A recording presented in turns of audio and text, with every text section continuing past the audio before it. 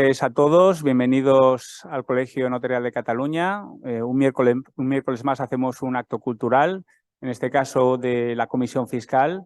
Y bueno, quería agradecer a todas las personas que nos están viendo ahora en directo, en especial a las personas que han venido a presenciar físicamente este acto, porque bueno, pues ya sabemos que últimamente pues, los hacemos más telemáticamente, pero creemos que es bueno que vuelva un poquito la vida al colegio físicamente y bueno, y agradecer a las personas que se desplazan aquí. Bueno, tenemos a nuestros tres ponentes habituales en esta comisión fiscal. En primer lugar, hablará José Vicente Galdón, que nos va a hablar de la extinción de condominio, alteraciones patrimoniales. Luego hablará Concha Carballo, la asesora fiscal del Colegio Notarial, que nos hará una comparativa del impuesto de transmisiones patrimoniales y actos jurídicos documentados, sucesiones y donaciones en las diferentes comunidades autónomas. También nos hablará de la deslocalización y el impuesto sobre las grandes fortunas recientemente en vigor. Y finalmente, Paz Juárez nos hablará de sentencias y resoluciones recientes en materia fiscal, todo ello. Bueno, pues muchas gracias y cedo la palabra a José Vicente Galdón, notario de Esplugas de Llobregat. Bueno, pues buenas tardes. Muchas gracias a todos, especialmente a los que han venido a vernos y también a los que están conectados por Internet. Yo voy a hablar de un tema que es muy sugerente y que me lo he planteado en base a que ha habido una sentencia del Tribunal Supremo en concreto y una consulta de la Dirección General que han alterado el régimen fiscal de una figura muy común y que todos los notarios hacemos todos los días en el despacho. Me estoy refiriendo a la extinción de condominio sobre un bien inmueble cuando se adjudica a uno de los copropietarios que paga al otro en metálico. Pues bien, si nos referimos única y exclusivamente a este supuesto, que realmente tiene que ser un supuesto muy sencillo, puesto que lo es, el régimen fiscal del mismo se ha complicado muchísimo. Y se ha complicado muchísimo, como digo, en base a una sentencia del Tribunal Supremo de 10 de octubre del 2022, en base a una consulta o una resolución de la Dirección General de Tributos, también del año 22, y en base, mezclado todo esto con los valores de referencia catastral. Es decir, si mezclamos estos tres conceptos, estas tres ideas, nos va a quedar un régimen tributario de la extinción de condominio muy distinto al que hasta ahora estábamos acostumbrados.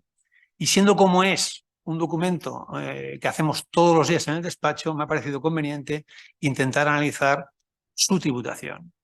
Y analizar su tributación al menos en cinco aspectos. En su repercusión en el impuesto de la renta de las personas físicas, su repercusión en acto jurídico documentado, en transmisiones patrimoniales, en donaciones y en el impuesto de plusvalía municipal. Por tanto, este es el preámbulo. La sentencia de la cual estoy hablando es la sentencia del Tribunal Supremo de 10 de octubre del 2022. La resolución de la Dirección General es la 143 de 2022. Y todo ello unido, como digo, a los valores de referencia catastral. Lo primero que me interesa es centrar el supuesto de hecho. No estamos hablando de la tributación de la extinción de condominio en general. Estamos hablando de un supuesto de hecho muy concreto que es el que se refiere a la sentencia. Insisto, es el supuesto de la extinción de condominio más sencilla. Un inmueble, dos copropietarios, se adjudica a uno que paga al otro en metálico. Y la cuestión básica que se presenta es si este supuesto tan sencillo y tan común provoca o no provoca una alteración patrimonial en renta sujeta a tributación. Esto es lo que vamos a intentar resolver en este primer momento. La clave está sin duda en el artículo 33 del impuesto de la renta de las personas físicas. Y me vais a permitir que, puesto que es la clave de lo que vamos a hablar, me permita sencillamente leerlo. Este artículo lo que dice es que son ganancias y pérdidas patrimoniales las variaciones del valor del patrimonio del contribuyente que se pongan de manifiesto con ocasión de cualquier alteración en la composición de aquel. Se estimará, sigue diciendo, que no existe alteración en la composición del patrimonio en una serie de supuestos. Y estos supuestos son los siguientes. En los supuestos de división de la cosa común, en la disolución de gananciales o extinción del régimen económico matrimonial de participación, en la disolución de comunidades de bienes o en los casos de separación de comuneros. Y acaba diciendo que los supuestos a los que se refiere este apartado no podrán dar lugar en ningún caso a la actualización de los valores de los bienes o derechos recibidos. Bueno, este es el artículo clave, que es un artículo que todos conocemos y que en función de cómo interpretemos este artículo, que aparentemente no es muy complicado, la solución será una u otra. Habrá o no habrá alteración patrimonial. También como premisa y como antecedente me interesa resaltar dos sentencias que van a tener su importancia. Primero, una sentencia del Tribunal Supremo del año 99, que es relativa a la extinción de condominio y es relativa al impuesto de transmisiones patrimoniales y actos jurídicos documentados. Esta sentencia es muy importante y se cita siempre que se habla de extinción de condominio se hace referencia a esta sentencia. Y lo que viene a decir es básicamente que no hay transmisión patrimonial porque no es un acto traslativo la extinción de condominio. Y precisamente porque no es un acto traslativo, no está sujeto a TPO. Y que además nos dice que no se considera que existe exceso de adjudicación, puesto que el pago en metálico no es más que una consecuencia de la indivisibilidad del bien. Esta sentencia la cito porque la propia sentencia del Tribunal Supremo del 2022 hace referencia a ello. Y también hay otra sentencia muy importante, que esta está referida al impuesto de la renta de las personas físicas, también es del Tribunal Supremo y es de 3 de noviembre del año 2010. Esta sentencia lo que nos dice es que si hay actualización de valores, habrá alteración patrimonial y que si no hay alteración de valores, no habrá alteración patrimonial. Bueno, hasta aquí, ¿qué hemos visto? Hasta aquí hemos visto el supuesto de hecho que vamos a tratar, hemos visto el artículo que regula la materia y hemos citado dos antecedentes del propio Tribunal Supremo. Uno referido a transmisiones patrimoniales y otro referido al impuesto de la renta de las personas físicas. Entonces, el tema es el siguiente. Bueno, pues lo que yo he planteado al principio, en realidad ya está resuelto por la sentencia del Tribunal Supremo de 2010, puesto que ya nos dice una cosa, que si hay variación de valor, habrá alteración patrimonial, y si no hay alteración de valor, no habrá alteración patrimonial. Pues bien, si esto ya está resuelto por la sentencia del 2010, ¿por qué nos lo estamos planteando de nuevo? ¿Por qué se ha esperado con mucho interés la sentencia del Tribunal Supremo que estamos comentando? Pues básicamente por una razón. Porque numerosos tribunales superiores de justicia se habían apartado de esta sentencia del Tribunal Supremo. Es decir, no habían seguido ese criterio y se habían manifestado claramente en contra. Entre estos tribunales superiores de justicia se encuentran algunos tan importantes como el de el País Vasco, como el de Valencia o como el de Castilla-León, que habían considerado exactamente lo contrario. Mientras que había otros tribunales superiores de justicia, como por ejemplo el de Andalucía, que sí que había admitido el criterio del Tribunal Supremo que estamos comentando. Con lo cual, antes de 2022 teníamos pues, lo que ocurre mucho en esta materia fiscal, que es una clara inseguridad jurídica, puesto que dependía de qué Tribunal Superior de Justicia resolviera para que llegáramos a una conclusión u otra. Pues bien, con esta premisa vamos a centrarnos en qué es lo que dicen, en qué se basan los tribunales superiores de justicia para no seguir el criterio del Tribunal Supremo. ¿Cuál es su interpretación? Y su interpretación es muy clara. Lo primero que dicen es que estamos hablando de un supuesto de no sujeción.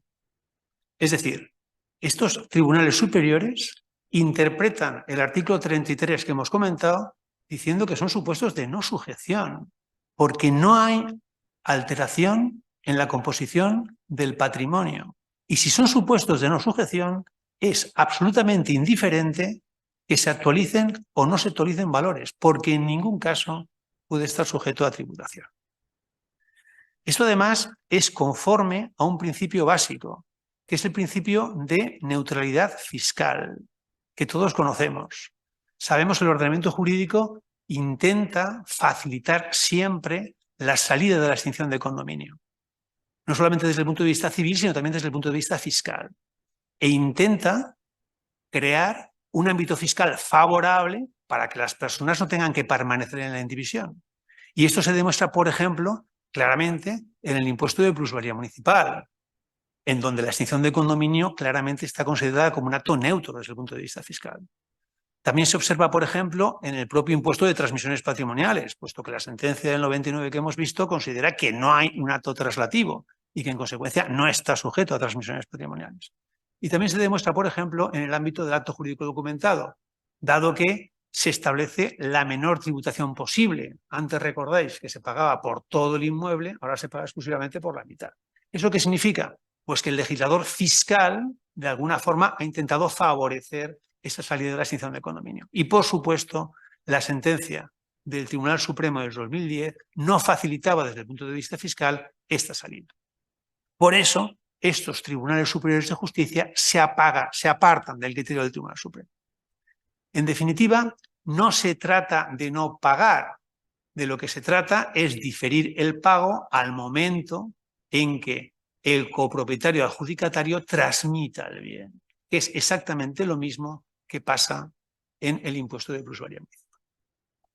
Por tanto, así las cosas, llegamos a la esperada sentencia del Tribunal Supremo de 10 de octubre del 2022. Entonces, ¿esta sentencia qué dice?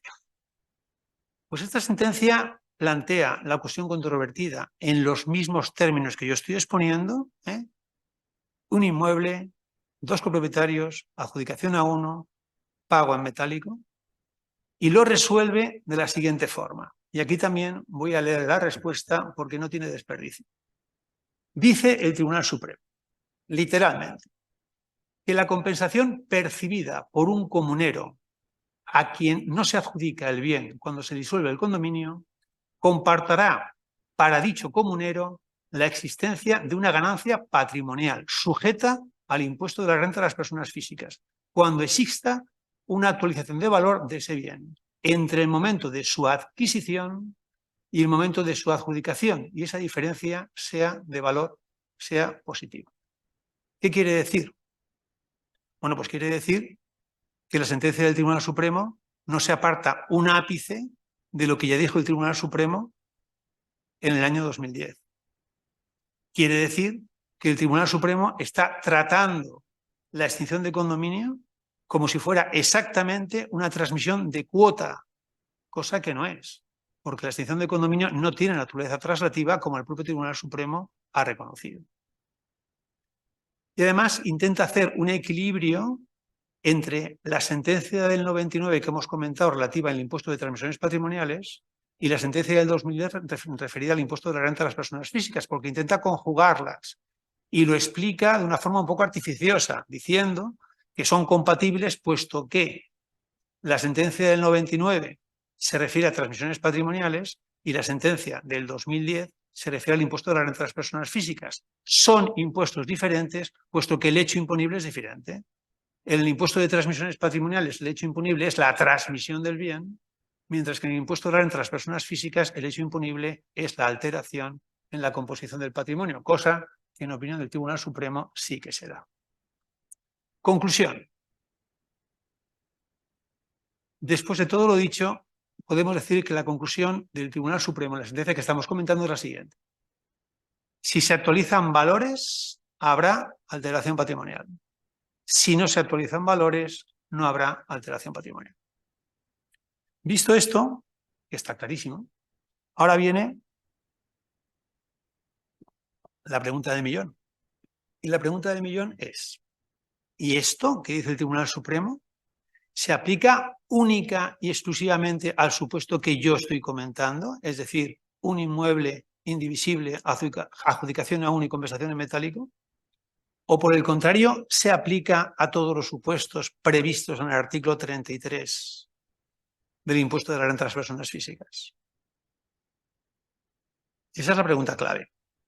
Y con relación a esta pregunta tengo que decir que la doctrina mayoritaria se inclina por considerar que se aplica única y exclusivamente al supuesto que estamos aplicando, al supuesto del cual hemos partido, lo cual implicaría que si estamos ante una extinción de condominio en la que no hay un exceso de adjudicación, en la que no hay una compensación en metálico, se actualicen o no se actualicen valores, no habrá alteración patrimonial y en consecuencia no habrá nunca ganancia patrimonial. Me estoy refiriendo, por supuesto, al supuesto, por ejemplo, de que la extinción de condominio se refiere a dos inmuebles que pertenecen a dos copropietarios, extinguen el condominio, adjudican un inmueble a uno, adjudican un inmueble a otro y no hay compensación en metálico porque los valoran igual. En este caso, según la doctrina mayoritaria, se actualicen o no se actualicen valores, no habría alteración patrimonial. Esto es un intento, desde mi punto de vista, de salvar de alguna forma la lógica, porque es que si mantuviéramos la postura contraria, es decir, si pensáramos que siempre que hay una actualización de valores hay una ganancia patrimonial sujeta a renta, el artículo 33 me sobra por completo. Me sobra por completo que desaparezca del ordenamiento jurídico. Porque si yo estoy adquiriendo por un valor y transmitiendo por el mismo valor, evidentemente en ningún caso va a haber ganancia patrimonial. Si actualizo valores y si considera que es en todos los casos, nos hemos cargado la liquidación de sociedades gananciales, la división de la cosa común, la extinción del condominio y todo. Por eso la doctrina mayoritaria considera que se aplica única y exclusivamente a este supuesto. Bien, hasta aquí lo que dice el Tribunal Supremo en esta sentencia. Y a partir de aquí, una ligera crítica que sirve sencillamente de desahogo. Bueno, pues en mi opinión, y en la de muchos más, el artículo 33 no dice lo que el Tribunal Supremo dice que dice, sino que dice todo lo contrario. Es decir, para que exista una alteración patrimonial, para que exista una ganancia patrimonial, es necesario que concurran dos requisitos. El primer requisito es que se produzca una alteración en la composición del patrimonio. Y el segundo requisito es que se produzca una variación de valor. Y el artículo 33 dice literalmente que en estos supuestos, leo, se estimará que no existe alteración en la composición del patrimonio. Y cita una serie de supuestos. Si no hay alteración en la composición del patrimonio, no hay hecho imponible, porque no se cumple el primer requisito. Y en consecuencia me dará exactamente igual que se actualicen valores o que no se actualicen valores. Esto por un lado. En segundo lugar, el último párrafo que dice: los supuestos a que se refiere este apartado no podrán dar lugar en ningún caso a una actualización de valores de los bienes y derechos recibidos. Por supuesto, pero no dice que si hay alteración de valor hay alteración patrimonial, al revés. Precisamente porque no hay alteración en la composición del patrimonio, me da exactamente igual que se actualicen o no se actualicen valores, porque evidentemente el adjudicatario, cuando transmita, su valor de adquisición no será el que ha puesto en la extinción del condominio, será el que tuvo cuando adquirió el bien. Por tanto, lo que quiero decir es que, a nuestro juicio, la sentencia del Tribunal Supremo merece pues, un juicio crítico, puesto que es una interpretación que va más allá de lo que dice el propio artículo 33. En mi opinión, el artículo 33 dice exactamente lo contrario. Por tanto, concluyendo, diríamos que en mi opinión, o en nuestra opinión, en la opinión de muchos, el artículo 33 enumera supuestos de no sujeción, no hay hecho imponible porque no hay alteración patrimonial, es indiferente que se actualicen o no se actualicen valores, se difiere la tributación a un momento posterior y esta interpretación, por supuesto, es absolutamente coherente con el principio de neutralidad fiscal que antes hemos defendido. Bien. Hay que decir una cosa que es la más importante de todas, y es que evidentemente el Tribunal Supremo ha perdido una magnífica oportunidad de solucionar este tema. Visto lo que dice la sentencia y vista la crítica, a continuación lo que hay que decir que la crítica esta que acabo de hacer no sirve absolutamente para nada, porque sencillamente es un desahogo intelectual. Es decir, lo que manda es exclusivamente lo que dice el Tribunal Supremo y hay que estar a lo que dice el Tribunal Supremo, pero yo me he quedado tranquilo.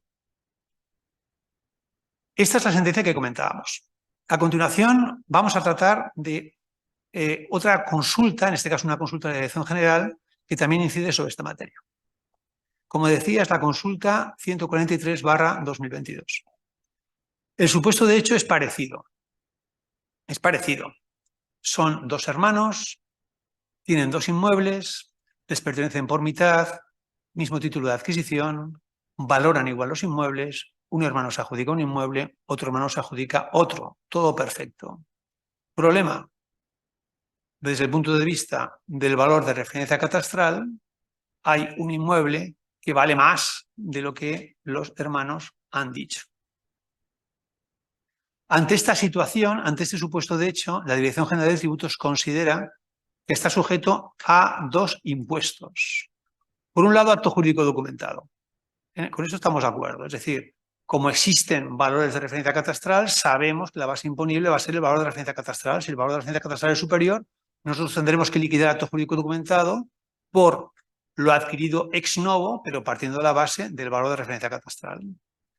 Pero la novedad de esta resolución es que dice que si ese exceso de adjudicación calculado en base al valor de referencia catastral no ha sido compensado económicamente, entonces tributa como donación. Y tributará también por donación por la diferencia en función de lo que debería haber recibido el adjudicatario, el no adjudicatario del bien, lo que se tenía que haber pagado, en función del valor de referencia catastral. Con lo cual nos encontraríamos ante dos hechos imponibles. Esta resolución tiene muchísima importancia porque tiene una aplicación práctica en la extinción de condominio que todos firmaremos mañana en nuestros despachos. Porque establece también un régimen jurídico distinto y diferente al que teníamos hasta ahora. Crítica, pues hombre, también bastante negativa. ¿Por qué? Pues por una razón muy sencilla. Pues porque una cosa es el valor declarado y otra cosa es el valor de referencia catastral. El valor declarado es el que declaran las partes. Este puede ser igual, superior o inferior al valor de referencia catastral. Pero lo que nunca puede ser es que el valor de referencia catastral sirva para aflorar un hecho imponible adicional. Por otro lado, hay que tener en cuenta una cosa muy clara, y es que aquí no hay un exceso de adjudicación declarado. Aquí lo que hay es un exceso de adjudicación en base al valor de referencia catastral, pero desde luego declarado no. Y hay que tener en cuenta que toda la materia de los excesos de adjudicación está en sede de transmisiones patrimoniales, no está en sede de donaciones y se refiere a excesos de adjudicación declarados, no declarados como en este caso. Solamente habría un supuesto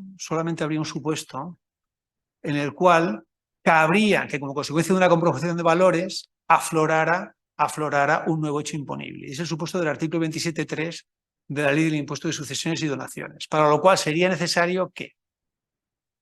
Pues sería necesario que el valor declarado fuera inferior a un 50% o exceda, o sea, que el valor de referencia exceda un 50% del valor declarado y que además fuera inferior al valor declarado en el impuesto del patrimonio. Solamente en este supuesto podría aflorar un hecho imponible adicional, o sea, podría aflorar un hecho imponible adicional a la sucesión. Nunca en ningún caso en el supuesto que estamos previendo.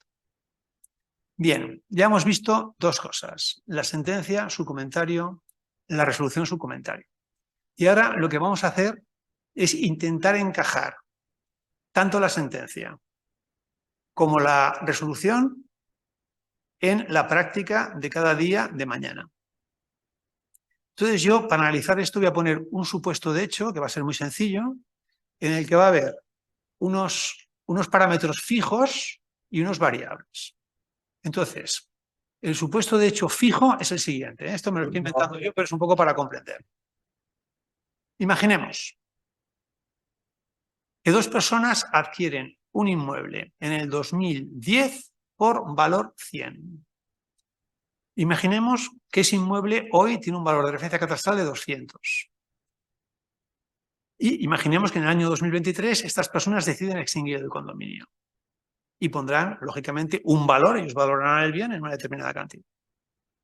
Entonces, vamos a ver qué pasaría, cómo tributaría en los siguientes supuestos. En el supuesto de que el valor que los copropietarios adjudican al bien fuera 100, 150 o 200, porque en función de cuál sea este valor, la repercusión fiscal con esta premisa fija general va a ser una u otra. Empecemos por el principio. Imaginemos que valoran 100. Si valoran 100, ¿qué ocurrirá? Bueno, pues que el que se queda al bien pagará al que no se queda al bien 50. ¿Qué repercusión con esa premisa y en este supuesto de hecho tendrá este acto? Pues tendrá, en mi opinión, las siguientes repercusiones. Con relación al impuesto sobre acto jurídico documentado. Bueno, esto está claro. El acto jurídico documentado habrá que hacerlo en base al valor de referencia catastral. Hemos dicho que el valor de referencia catastral son 200. Sabemos que la base imponible es lo que se adquiere ex novo. Luego pagará acto jurídico documentado por base imponible 100.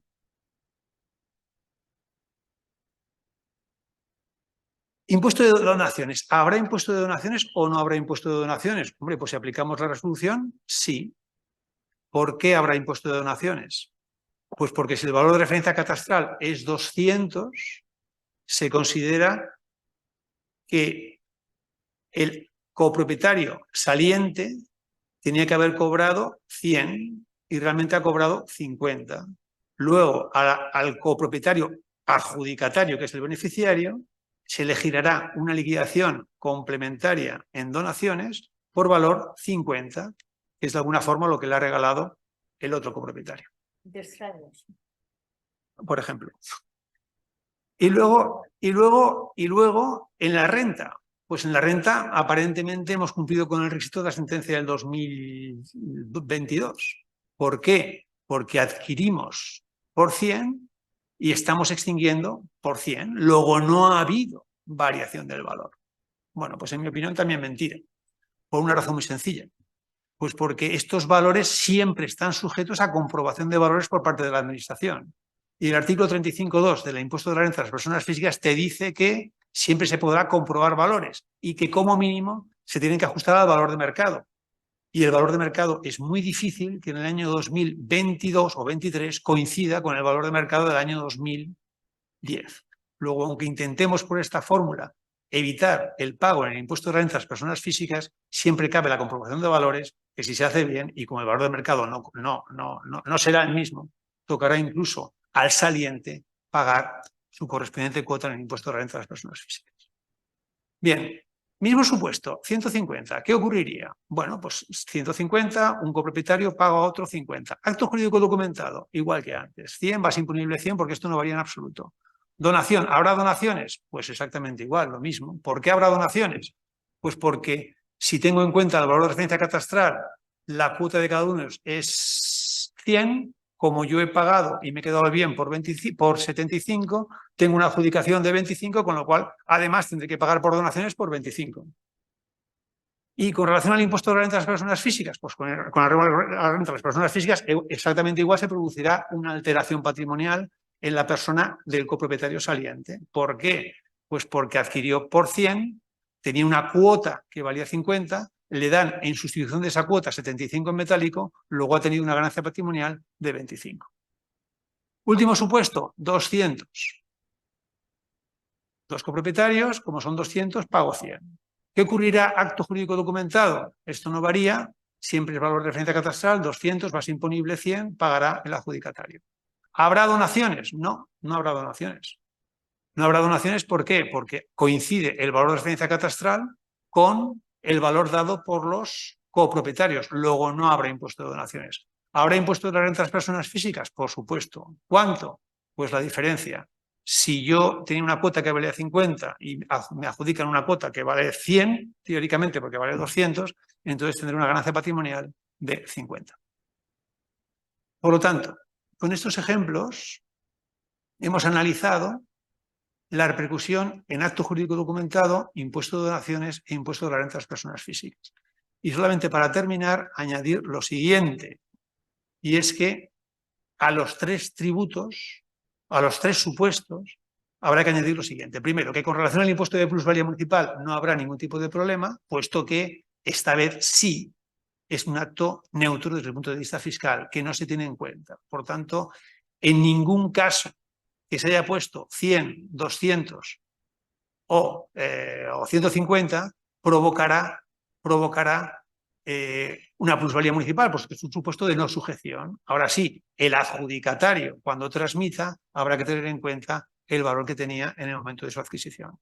Y por último, con relación al impuesto de transmisiones patrimoniales, en ningún supuesto de los expuestos habrá transmisiones patrimoniales, puesto que nos movemos siempre en el ámbito del artículo 7.2 del texto refundido. Siempre estamos hablando de un bien inmueble que es indivisible, que se adjudica a un copropietario y que se compensa en metálico. Nada más. Muy bien, muchísimas gracias, José Vicente, ha sido interesantísimo. Es una maravilla. Es una maravilla. Es una maravilla. Muchas gracias. Y si me olvido decirlo antes, si hay alguna pregunta, podemos ya intercalarla entre las diferentes intervenciones, así lo hacemos más dinámico. Yo simplemente comentar que esta consulta me parece un poco escandalosa, que quieran cobrar donaciones, porque pienso que estamos a un paso de que en una compraventa cuyo precio sea inferior al valor de referencia haya que liquidar donaciones también. Es que estamos a un paso de eso que ya la gente se echaría a la calle, digo yo. O sea, a mí me parece que lo triste del tema es que en realidad el supuesto que estamos tratando es el supuesto más sencillo del mundo. O sea, estamos hablando de un inmueble que es indivisible, que se adjudica a uno que paga en metálico. Y esto es facilísimo. Es un supuesto de no sujeción en el impuesto de transmisiones patrimoniales. Es un supuesto de no sujeción en impuesto de renta de las personas físicas, porque lo dice el artículo 33, y por supuesto es un supuesto de no sujeción en impuesto de plusvalía municipal. Y gracias a nuestro Tribunal Supremo y gracias a nuestra Dirección General han complicado la materia de una forma que es absolutamente insoportable. ¿Por qué? Es insoportable. Porque cuando llegamos al despacho y un señor coge y valora en 150, le tienes que decir, mire usted que no, que no son 150. Y aquí lo que ocurre es que el valor de referencia catastral son 200. Así que usted sepa que va a tener que pagar donaciones por la diferencia. Esto no tiene ningún tipo de sentido, porque ya el mundo fiscal es bastante complicado como para que encima los vayamos complicando con cosas que son, desde mi punto de vista, totalmente absurdas. Bueno. No sé si hay alguna pregunta. Bueno, pues muchísimas gracias, José Vicente, y damos la palabra a Concha Carballo Casado. Sí,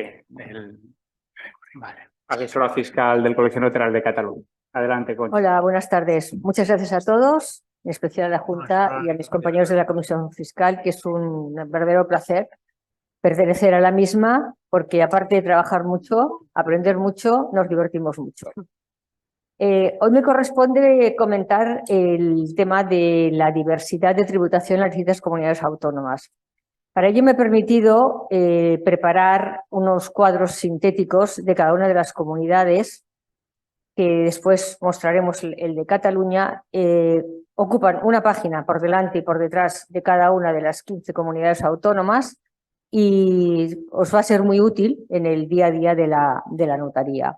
Se pondrá en intranet, con lo cual podréis consultarlo, plastificarlo, tenerlo encima del despacho o lo que os parezca oportuno. Y dicho esto, que en principio el resumen de todo ello es la exposición que voy a hacer a continuación, lo más importante es partir de qué comunidades, qué pueden hacer las comunidades autónomas en respecto a su normativa, a su legislación, a sus competencias. La capacidad normativa ya sabéis que la dio la LOFCA de 1980, posteriormente la Ley 21/2001 y por último la Ley 22/2009. Vamos a analizar cada uno de los impuestos en plan muy rápido. Impuesto sobre la renta de las personas físicas, el artículo 46 de la Ley 22/2029 permite a las comunidades autónomas legislar respecto al importe del mínimo personal y familiar, aplicable para el cálculo del gravamen autonómico. Lo que hacen, pueden aumentar o disminuirlo con un límite máximo del 10%. También elaborar una escala autonómica que es tremenda, ya lo veréis, la diversidad que hay entre las distintas comunidades autónomas, y que el único límite es que sea progresiva, y después establecer una serie de deducciones por circunstancias personales, familiares, inversiones empresariales, etc. La tarifa estatal, fijaros, va de 0 a 300.000 euros y de 9,5 a 24,5. El resto, hasta donde pagamos los contribuyentes, es tarifa autonómica. Las comunidades autónomas, los tipos son muy diferentes y tampoco pueden ser muy comparativas porque no solamente son diferentes tipos, sino que también han hecho diferentes tramos. Pero sí que tengo que decir que en Andalucía el marginal llega al 54% y el mínimo está en Madrid con un marginal del 45%. Como veréis, el 45 al 54 son 9 puntos y, evidentemente, en cantidades de bases imponibles un poco altas, pues se nota mucho. En Cataluña estamos en el 50%. El impuesto sobre el patrimonio lo contempla la misma ley 22/2009, su artículo 47, y hay capacidad normativa en cuanto al mínimo sexto, en cuanto al tipo de gravamen, en cuanto a deducciones, y aquí tenemos las bonificaciones. Siempre tienen que ser complementarias a las del Estado. Pues bien, aplicando las bonificaciones, nos encontramos con que Andalucía bonifica el 100% ya para el 2022, Madrid desde 2011 bonifica el 100%, Galicia aumenta la bonificación del 25 al 50% en el 2023, Murcia aumenta el mínimo exento a 3.700.000 para el 2023, Cataluña pone un tipo máximo del 3,48, que antes era el 2,75. Esta diferencia de tipo es para que el tramo superior que podría tributar por el impuesto sobre grandes fortunas, que luego comentaremos, no vaya al Estado a la recaudación, sino que quede dentro de la Comunidad Autónoma de Cataluña, y por eso ha hecho la modificación del tipo máximo. La Comunidad Valenciana también sube el tipo máximo y Navarra añade un nuevo tramo hasta el 3,5%. O sea, como veréis, la diversidad es impresionante y eso dará lugar a una deslocalización que luego comentaremos. En impuestos, sucesiones y donaciones, el artículo 48 de la Ley 22/2009 permite a las comunidades autónomas las reducciones de la base imponible, creando reducciones propias, siempre que correspondan a circunstancias de carácter económico o social, mejorando siempre las de la norma estatal. Es decir, que la peor de todas, no puede ser peor que la norma estatal. Y estableciendo una tarifa propia, cuantías y coeficientes del patrimonio preexistente, que eso es importante, y deducciones y bonificaciones de la cuota. Fijaros en bonificaciones, que es lo más importante. Para entender bien el impuesto de sucesiones y donaciones, donde radica el hecho imponible, se regula junto con los puntos de conexión. Ahí tenemos la Ley 29/87, que es la ley clásica del impuesto de sucesiones y donaciones, y el Real Decreto 1629/91 del 8 de noviembre. En el artículo 32 de la Ley 22, que hemos comentado antes, de la Ley 22/2009, se cede a las comunidades autónomas los siguientes hechos imponibles, como os he dicho antes, y ahora sintetizamos. En las adquisiciones, mortis causa y cantidades percibidas por los beneficiarios de seguros sobre la vida, es el territorio donde el causante tenga su residencia habitual a la fecha del devengo. Las donaciones de bienes inmuebles, importantísimo, cuando es el lugar donde radiquen en el inmueble dentro de la comunidad autónoma. Donaciones de demás bienes y derechos, donde radica el donatario a la fecha del devengo. Esto es muy importante para que veamos la deslocalización donde puede ir. En lugar de declaración, el artículo 30 de la Ley 22/2009, como decía antes, es un cuadrito más sencillo: adquisiciones mortis causa y cantidades por seguros sobre la vida donde el causante tenga su residencia.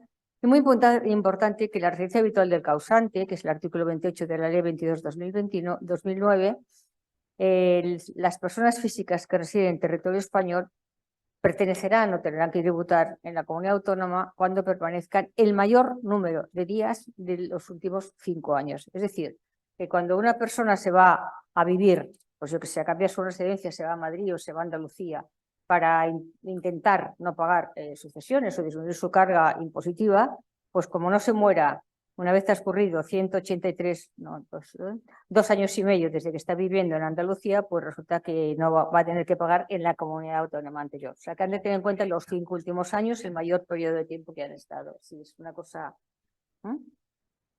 Aquí se me ha disparado, perdonar, hay un error, no he movido bien esto, pero bueno, es simplemente era donde se devengaba los seguros de vida, que ya lo hemos comentado antes. Sucesiones. A ver, ¿cuándo soy residente en una comunidad autónoma? En una comunidad autónoma soy residente cuando estás el mayor número de días del periodo impositivo en renta de personas físicas, o sea, 183 días, personas físicas. Si no, nos vamos a cuando tenga en un territorio su principal centro de interés, es decir, donde esté la mayor base imponible. Si no queda claro, nos vamos a la última residencia declarada a efectos de la renta. Esto es la residencia en una comunidad autónoma, según marca toda la normativa. Pero, como os decía antes, hay que llevar más de la mitad de los últimos 5 años de residencia y eso está ya contemplado no solamente en la norma, sino también en la consulta vinculante 103/22. Lo que es importante es que este carácter expansivo que tiene toda la normativa fiscal del impuesto de sucesiones tiene importancia la incidencia de los tratados internacionales. Los convenios internacionales que forman parte del ordenamiento jurídico, ya nos vamos fuera de España, nos vamos a el resto del mundo, pues los convenios internacionales sobre sucesiones solamente son 3. Entonces, yo me acuerdo porque acaban todos en CIA. Es Grecia, Francia y Suecia. O sea, todos los que acaban en CIA hay convenio de doble imposición. Es una fórmula que no falla, son los únicos 3. Grecia, acaba en CIA, Francia, que acaba en CIA, y Suecia, que acaba en CIA. Entonces, también es importante que tengamos en cuenta que no se atiende al criterio civil de la nacionalidad, sino al criterio fiscal de residencia en este caso. La ley nacional del causante es la que determina la legislación a efecto de la sucesión, pero no la legislación a efecto de la tributación. Una cosa es la nacionalidad para determinar la norma civil y otra cosa es la residencia fiscal para determinar la norma fiscal aplicable. Ha habido una última consulta de la Dirección General de Tributos que ha publicado la consulta vinculante 93 del 23 respecto a la determinación de la normativa de competencia a aplicar en el impuesto de sucesiones en un supuesto en que el heredero era residente y el causante no residente. En concreto, el supuesto de hecho era un residente en la Comunidad de Madrid y el causante era su padre, que residía en Uruguay. Con Uruguay no hay convenio de doble imposición, lo que sí que había era deducción por doble imposición, pero no existe el convenio. Pero vamos a ver dónde tributa. El heredero, al ser residente en Madrid, está sujeto al impuesto sobre sucesiones por obligación personal y tributa por todos los bienes recibidos, estén o no estén en España. O sea, tributa por todo lo que reciba a nivel mundial. Normativa aplicable. Bueno, pues ahora la normativa aplicable, después de toda aquella polémica que hubo, resulta que es la que resulte más favorable. O la ley del impuesto sobre sucesiones y donaciones, normativa estatal, o la de la comunidad autónoma donde están situados la mayoría de los bienes. En el supuesto de que no haya bienes situados en España, como en el caso este que decimos que está en Uruguay, pues le corresponderá a la normativa de la Comunidad de Madrid. Es decir, que tendrá una bonificación bastante importante. La tributación será mucho más pequeña si aplica la Comunidad de Madrid, como aplicará como es normal. Sin embargo, el pago y la presentación del impuesto se hace en la Agencia Estatal de Administración Tributaria del Departamento de No Residentes. Y aquí, repito, cabría aplicar la deducción por doble imposición internacional si hubiera tributado en Uruguay. Visto el tema de sucesiones, vamos a ver rápidamente el tema de transmisiones patrimoniales. Empezamos, como siempre, con análisis de competencia. El artículo 49 de la Ley 22/2009 establece que las comunidades autónomas pueden asumir competencias normativas en tipo de gravamen, concesiones administrativas, transmisiones de bienes muebles e inmuebles, constitución de derechos reales, arrendamiento, AJD, y en deducciones y bonificaciones, siempre compatibles y se aplican, como siempre, después de las del Estado. El impuesto de transmisiones patrimoniales jurídicos documentados se regula en el Real Decreto 128 del 95 y en el Real Decreto Legislativo 1/93. Y los puntos de conexión, ya sabéis lo que es, o sea, es donde realmente tiene que radicar el hecho imponible en función de todas las comunidades autónomas que pueden intervenir en el asunto y el tipo de bien. Pues bien, se cede, como os decía, a la comunidad autónoma el rendimiento de los siguientes hechos imponibles. Acto grabado de cuota fija con AJD será la comunidad autónoma donde se autoricen u otorguen. Acto grabado con la cuota gradual del AJD, la primera es cuota fija, la segunda es cuota gradual, lo mismo, donde radique el registro, donde radique el registro donde procede la inscripción. Y operaciones societarias, siempre es la comunidad autónoma donde tiene la entidad el domicilio fiscal. En los demás casos, en bienes inmuebles, que es muy importante, es la comunidad autónoma donde radica el inmueble, y en bienes muebles, la comunidad autónoma donde el adquirente tenga su residencia habitual o su domicilio fiscal conforme a las normas que hemos hablado antes establecidas. Aquí he hecho un comparativo que vosotros podéis hacer si tenéis la santa paciencia de coger las 15 fichas. He hecho un comparativo de las más, bueno, de las que me parecían más normales, más habituales. En Cataluña, fijaros, bienes inmuebles y derechos sobre ellos entre el 10% y el 11%. O sea, a partir de 1 millón, el 11%. Madrid, el 6%. Sin embargo, si hay una bonificación, si el inmueble vale menos de 250.000 y se le aplica una bonificación sobre la cuota íntegra. Valencia, estamos igual que en Cataluña, el 10 y el 11. Aragón tiene una tabla establecida en función de la cuantía de las adquisiciones, que va del 8 al 10%. En Andalucía, el 7%, pero si es vivienda habitual inferior a 150.000 euros, el 6%. Fijaros, Cataluña, 10-11%. Nos vamos a Madrid, que tenemos el 6% y estamos entre un máximo y un mínimo, porque luego Aragón va del 8 al 10%. Por tanto, está clarísimo que la menor tributación en adquisiciones de bienes inmuebles es en Madrid, que estamos con el 6%. Viviendas de protección oficial, 7 y 4. Vivienda habitual con familia numerosa, el 5%. En Cataluña, pero no incluye la violencia de género. Biogen quiere decir violencia de género y no se incluye en Cataluña. Sin embargo, en otros, por ejemplo, en Aragón, hay bonificación si los jóvenes tienen o son discapacitados o proceden de violencia de género, siempre que el inmueble sea superior o inferior a 100.000 euros. Bueno, los bienes muebles, fijaros, estamos entre un 4 y un 5%. Perdón, bienes muebles, los tipos especiales. En bienes muebles, bueno, entre un 5 y un 4%, Valencia tiene un 6%, derechos de garantía estamos en un 1%, AJD tenemos arrendamientos del 0,5% y concesiones administrativos tenemos el 4%. Aquí en bienes muebles, como en realidad hay muy poca transmisión y muy poca tributación, pues la variación es muy pequeña. En AJD, aquí otra vez volvemos a tener unas alteraciones importantes. En Cataluña tenemos una AJD de préstamos con garantías del 2%. En Madrid estamos el 0,4 y el 0,75. En Valencia el 2. Declaración de obra nueva, división horizontal, segregación, agregación, agrupación, 1,5. En Madrid, obra nueva entre el 0,4 y el 0,75. En Madrid, en Valencia, si es vivienda habitual, el 0,1. Aragón, el general, y en Andalucía hay unas especialidades propias. Renuncia a la exención por el artículo 20 del IVA. Cataluña, 2,5%. Madrid, 1,5%. Valencia y Aragón, 2%. La constitución o modificación de dichas garantías, bueno, esto y el tipo general. Pero fijaros otra vez lo mismo. Préstamos con garantía. Cataluña, La Palma, 2%. Y en renuncia a la exención, 2,5%. Y en AJD de declaración de obra nueva, etcétera, el 1,5%. Volvemos a ser los que palmamos, y perdón la expresión. Operaciones societarias tributarán donde tenga la residencia, el domicilio fiscal de entidad, y es el 1%. Aquí os he puesto una fichita con tributos propios, que en realidad pueden crear tributos propios y de hecho algunas comunidades lo han creado, pero son tributos que poco nos afectan a nosotros. Bueno, entonces, ¿qué coordinación hay entre el TPO-AJD y impuestos de sucesiones y donaciones?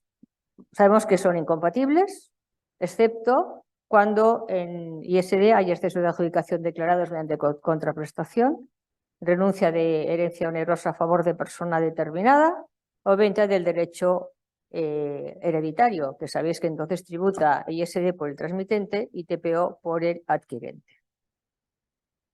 Coordinación renta con impuestos sucesiones y dale con las sociedades, perdón, y dale con las sociedades, estoy obsesionada, de sucesiones. 3 criterios de coordinación. No pueden tributar la renta, impuestos sobre la renta y impuestos sobre sucesiones son incompatibles. Y cuando hay competencia entre ellos, siempre predomina la tributación de impuestos sobre sucesiones y donaciones. Es decir, cuando viene una persona y te pregunta, es que yo lo que he percibido en herencia ahora tendrá repercusión en renta. Mire, tendrá repercusión en renta de los rendimientos, pero lo que usted ha percibido es compatible y ha pagado por sucesiones. No puede volver a pagar en renta. Sin embargo, hay una regla especial para determinados supuestos de incrementos patrimoniales a título lucrativo, que ya sabéis, que quedan sujetos a renta, por disposición normativa expresa. Por ejemplo, son premios, ayudas, indemnizaciones, becas. Todos estos son lucrativos, pero no tributan en donación, pero sí que tributa en impuestos sobre la renta de las personas físicas. Y como veis, esto el lexitas me lo salto porque no te... Como veis, la deslocalización fiscal está de moda. O sea, se plantea a la gente, sobre todo para impuesto de patrimonio en personas que son de una edad media y sucesiones de donaciones para las personas que ya tenemos una edad determinada. Entonces todo el mundo viene y te pregunta, ¿y si me voy a vivir a, pagaré menos? Yo digo, sí, pagarás menos, pero vete de verdad. Vete de verdad. ¿Por qué? Porque hay un importante problema con las deslocalizaciones, tanto en personas físicas como en jurídicas, que buscan ventajas fiscales de una forma fraudulenta. De hecho, la tributación tan distinta que hemos visto de las comunidades autónomas está llevando a movimientos dentro de cambios de residencia de territorio, dentro del territorio nacional. No está mal marcharse, te puedes marchar, pero es que la administración te va a comprobar. Por lo tanto, si te vas, vete de verdad. De hecho, Hacienda está poniendo todos los recursos para detectar los grandes patrimonios que se simulan irse a una comunidad autónoma. Yo he tenido alguna comprobación. ¿Por qué? Y básicamente no es por el tramo de renta, que es lo curioso. Básicamente es por el impuesto de patrimonio. Y quien inicia es la comunidad que está perdiendo el impuesto de patrimonio. En este caso, la ATC. Luego veremos cómo. Como decía antes, importante es el lugar de radicación, es decir, por el lugar de declaración. ¿Dónde tengo que declarar? ¿Vale? Si es residente en un territorio de una comunidad autónoma, por el artículo 9 de la Ley de Renta, donde estás el mayor número de días el periodo impositivo, y también estos efectos de patrimonio, en renta de patrimonio, donde estás el mayor número. O cuando tenga su domicilio un territorio, su principal centro de interés. Hay veces que no puedes demostrar que estás 183 días, pero te dicen, vale, estás 183 días, ¿lo demuestras o no lo demuestras? Pero si lo demuestras o no lo demuestras, la administración te va a ir a donde tengas tu principal centro de intereses económicos. Y si no, se van a ir, salvo prueba en contra, a donde viva tu pareja con sus hijos si son menores de edad. Entonces, ¿qué hace cuando la administración tributaria tiene alguna prueba o algún indicio de que realmente una persona se ha ido? Básicamente porque deja de declarar y se va cambia su 030 y declara en otro sitio. Entonces, lo que hace es buscar las fórmulas para demostrar que esta persona no se ha ido de verdad. Es decir, se ha ido quizás no todo lo de verdad que debería ser a efectos fiscales. Entonces, luego seguiremos con qué es lo que pasa cuando una persona se va. Comparando las sucesiones, todavía me está moviendo más a marcharme, porque fijaros, sobre 1 millón de euros y grado 2, una base de 1 millón, en Cataluña, con una bonificación del 44,25%, pagarían 103.000 euros. O sea, 1 millón, 103.000 euros. En Madrid, 2.625. En Valencia, 117.000, en Aragón, 110 y en Andalucía, 0. Estáis viendo, ¿eh? O sea, la diferencia es que te dan ganas de marcharte. Cuando ves esto, dices, yo me voy. Bueno, os he hablado de la deslocalización. Yo he hecho un pequeño esquema de qué hace la administración con sus indicios. Primero, el órgano autonómico levanta la mano y dice que me corresponde a mí. Me parece que se ha cambiado de comunidad autónoma, pero no lo tengo muy claro. Y previamente solicita informes de agua, luz, gas. No os podéis imaginar a qué nivel se llega. O sea, se llega ahí al portero, preguntarle si realmente vive allí, si lo conoce. Ver los consumos de agua, de luz, de gas, todos los consumos, tanto en la casa que normalmente mantienen la comunidad autónoma de la que se van, porque vienen de vez en cuando, los comparan consumos. Hay veces, bueno, yo tuve una comprobación que me decía, pero es que este señor en Madrid no se ducha y aquí gasta mucha agua. O sea, tremendo, ¿no? Bueno, entonces cuando esto ya tiene estos indicios, ¿qué hace? Solicita la comprobación, solicita al Estado que empiece un procedimiento de comprobación de domicilio fiscal. Entonces la administración tributaria es cuando ya solicita más informes. Cita incluso al contribuyente y le pide un montón de cosas. Se valora el empadronamiento. Yo siempre digo, cuando te vas, sobre todo, llévate contigo la tarjeta sanitaria, es decir, empadrónate y la tarjeta sanitaria porque es una prueba, pero bueno, es que es tan súper a fondo que lo miran que incluso han llegado a pedir a los seguros sanitarios privados, a cuántos médicos ha ido, dónde ha ido, por qué ha ido, en qué fechas. O sea, es increíble, pierde una cantidad de tiempo impresionante, pero bueno, lo están haciendo y por tanto hay que saber que esto está así. Fijaros, tuve un cambio de domicilio, un supuesto cambio de domicilio fiscal de Cataluña a Madrid, que la verdad es que la persona se iba, pero no se iba lo suficiente. Y se fueron los dos, el matrimonio, pero tampoco lo suficiente. Entonces, fijaros, la ATC determinó que no había un cambio de domicilio real porque el cambio, evidentemente, suponía un beneficio fiscal por el impuesto de patrimonio, con lo cual eso ya es una sospecha. No se ha producido una modificación en el patrón de consumos en Cataluña. En Cataluña consumían lo mismo que cuando vivían aquí. Las notificaciones se siguen produciendo en Cataluña. El volumen de inmuebles máximo estaba en Cataluña. La gestión administrativa, el API, el asesor fiscal, etcétera, sigue estando en Cataluña y el entorno familiar directo se encuentra en Cataluña. O sea, usted vive en Cataluña. Aunque empieza a demostrar los tal. Bueno. Y entonces ya también me ha parecido interesante, antes de entrar en el impuesto de grandes fortunas, hacer una simulación de una donación de un inmueble en Madrid. Vosotros sabéis que, o lo acabamos de comentar también, que el lugar donde tributa la transmisión de un inmueble es en la comunidad autónoma donde está el inmueble. Por lo tanto, si el inmueble está en Madrid, como en Madrid no se paga, pues no se tributa si hay una donación de un inmueble en Madrid. Entonces a mí me viene algún cliente y me dice, oye, quiero donar un inmueble a mis hijos en Madrid. ¿Qué me sale mejor? ¿Comprar yo el inmueble y luego hacer la donación? ¿O transmitir dinero para que lo compren ellos? Y aquí es el ejemplo que os he hecho. Imaginaos un inmueble de 400.000 euros a un hijo. Si compra el piso en Madrid el padre, ¿qué paga? El 6%, 24.000 euros. Y luego coge y le dona el piso. Como la donación de piso en Madrid no paga, pues paga una porquería de 809 euros porque tiene una bonificación del 99%. Total del coste de donación de un inmueble en Madrid de 400.000 euros que los ha adquirido previamente los padres, 24.809. Sin embargo, si primero les da el dinero, como el padre y el hijo residen en Cataluña, pagarían 24.000 euros por la donación. Pero después el hijo con ese dinero se va a comprar a Madrid y entonces vuelve a pagar el 6%, con lo cual en este caso pagarían 48.000. Conclusión, si una persona quiere donar a un hijo un piso que radica en Madrid y los hijos son residentes, igual que el padre, en Cataluña o donde sea, es mucho mejor que lo compren los padres y que les donen el piso, porque la donación del piso tiene una bonificación del 99% y el gasto por TPO en Madrid es del 6%. ¿Sí? Bien, entonces esto se me ha movido, ¿eh? Desproporción entre comunidades autónomas, aumento de presión fiscal, respuesta del gobierno, ¿a qué nos lleva? Al impuesto sobre grandes fortunas. La regulación es el artículo, es la ley 38/2022 de 27 de diciembre y se configura como un impuesto complementario al impuesto de patrimonio. Y por tanto, las similitudes son muy parecidas. La naturaleza y el objeto, pues eso, es igual que el de patrimonio. Es un tributo de carácter directo, de naturaleza personal, pero este es complementario al patrimonio, que da el patrimonio neto de las personas físicas de cuantía superior a 3 millones de euros.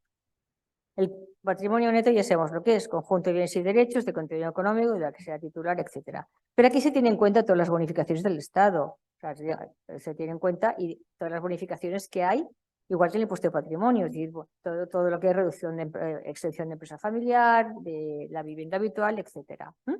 Lo que pasa es que hay una diferencia fundamental con el impuesto de patrimonio, es que la recaudación por este impuesto es para el Estado y la recaudación de impuesto de patrimonio es para las comunidades autónomas. O sea, claramente lo que ha ido esto es agravar a los ciudadanos, a los residentes de comunidades autónomas que no tenían, no pagaban por este impuesto. Las comunidades autónomas se han quedado sin recaudar este impuesto, lo recaudará el Estado y entonces a cambio las comunidades autónomas están beneficiándolo con una reducción de otros tipos de impuestos para que sus residentes estén contentos. Bueno, esto es exactamente igual que el impuesto de patrimonio, la titularidad, la base imponible, etcétera. La base liquidable por obligación personal se reduce 700.000 euros la base imponible, se devenga el 31 de diciembre de cada año. Curiosamente, se publicó en diciembre y ya el 22 ya se tiene que pagar. El modelo es el 718, que acaba de salir hace poco, pero solo están obligados a presentar este impuesto aquellos sujetos pasivos cuya cuota tributaria resulta ingresar. Es decir, si no te sale a ingresar, no tienes que declarar. Esta es la cuota íntegra del impuesto, fijaros, de 10.152.000 y en adelante el 3,5%. También se establece el límite de renta y patrimonio con remisión a la ley del impuesto del patrimonio. Por tanto, el límite será la cuota de renta más la cuota de patrimonio más la cuota íntegra de este impuesto no puede ser inferior al 60, superior al 60% de la base imponible del impuesto de renta a personas físicas. Aquí han metido un poco la pata porque han hablado de la cuota íntegra, no de la cuota a pagar. Y la cuota íntegra es antes de las bonificaciones, con lo cual el límite de la base imponible de renta beneficia mucho a aquellos residentes en comunidades autónomas como Madrid que no tienen, que tienen una bonificación importante. Esto dijeron que lo solucionaban, pero yo aún no lo he visto. Entonces, he hecho un punto muerto en Cataluña, para que todos sepamos dónde estamos. El punto muerto en Cataluña es para una base imponible superior a 17.546.650. O sea que todos aquellos que tengan una base imponible inferior a 17.546.650 no tienen que presentar el impuesto de grandes fortunas en Cataluña. Estamos hablando de Cataluña. ¿Vale? Y a última hora, pues el Tribunal Constitucional ha admitido a trámite la inconstitucionalidad de este impuesto que ha presentado la Junta de Andalucía. Y bueno, no lo ha suspendido, pero sí que lo ha admitido a trámite. Y ahora, antes de las muchas gracias, me gustaría ver si puedo enseñaros una ficha. Aquí está, vale. Esto es lo que he hecho, es una ficha por cada una de las comunidades autónomas, ¿vale? Entonces, hemos intentado poner todos los impuestos un poquito resumidos. Aquí tenéis, arriba, bueno, aquí a la izquierda tenemos la base liquidable con el tramo general, el tramo autonómico, a la izquierda. A la derecha tenemos la tarifa general y del ahorro, que es estatal, ¿vale? Aquí, a continuación, las deducciones por renta. En patrimonio, el mínimo exento, que son 500.000, por todas las bonificaciones, la tarifa, y fijaros que ya va al 3,48 que os he comentado antes por el tema de las grandes fortunas. Tenemos sucesiones, las reducciones que hay por parentesco, por discapacidad, por adquirientes, por seguros de vida.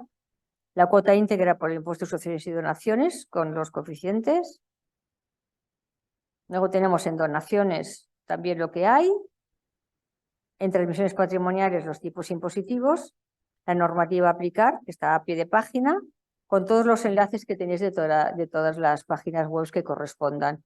Y esto está actualizado, en concreto al 10 del 2 del 23, pero no ha salido nada posterior. Y eso está en todas las comunidades autónomas. Yo creo que será un instrumento bastante útil para todos vosotros, ¿vale? Y nada más. Muchas gracias por vuestra atención.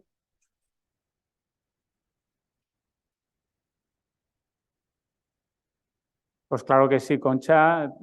Los compañeros del colegio, yo creo que os tenemos que agradecer a ti y a toda la Comisión Fiscal el trabajo que hacéis, y yo creo que estas fichas pues son magníficas, porque nos van viniendo a la notaría mucha gente que, pues, oye, que aquí vendes a veces una cosa de Andalucía o uno que hereda y tal, y bueno, pues va muy bien para tenerlo a mano porque es complicado, 15 comunidades autónomas de derecho común, más Navarra, País Vasco, que ya es otro Navarra, mundo. País Vasco, no, Ya, que es otro mundo. Y habrá que llamar a un compañero. Ya lo haré en todo caso. Muchas gracias. Pues no sé si hay alguna pregunta, Guzmán.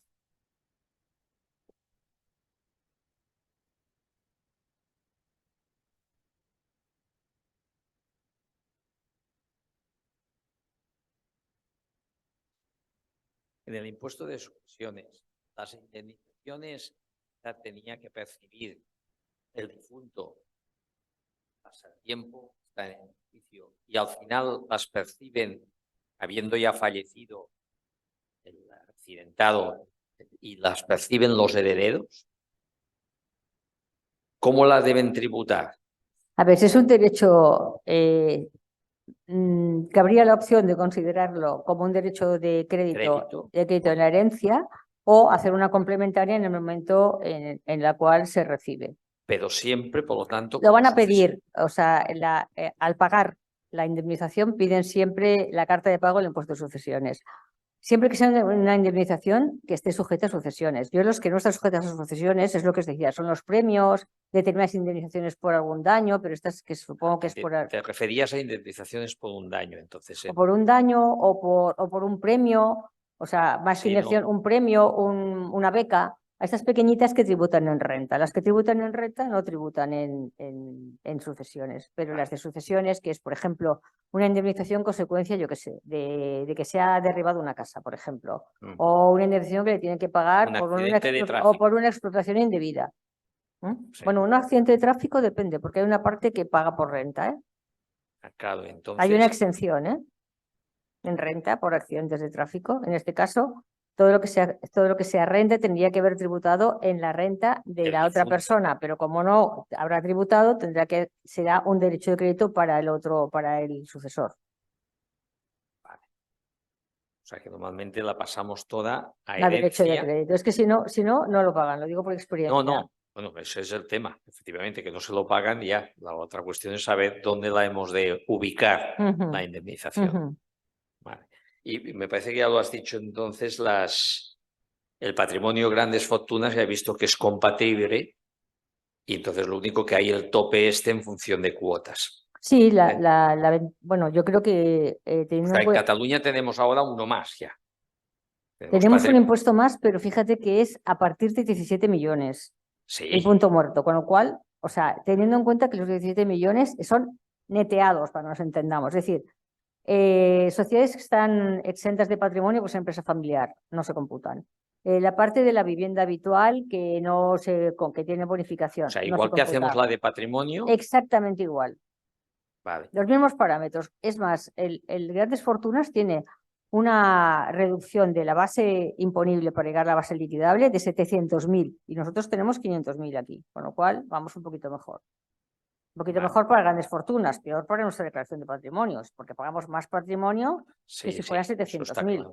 ¿Vale? O sea que, por lo tanto, como has indicado, lo más Yo he hecho puntos muertos de mucha gente y la verdad es que aquí nos va a afectar poco muy y está poco. pensado en comunidades autónomas que no tienen el impuesto de patrimonio. Es decir, como no se han atrevido a quitar el impuesto de patrimonio para todos, ahora pringamos todos, por un concepto o por el otro. Exacto. Y esas comunidades autónomas que no, bueno, que tienen la bonificación, el tema que se han puesto un poco la zancadilla porque la recaudación por este impuesto va a ir para el Estado, no para la comunidad autónoma.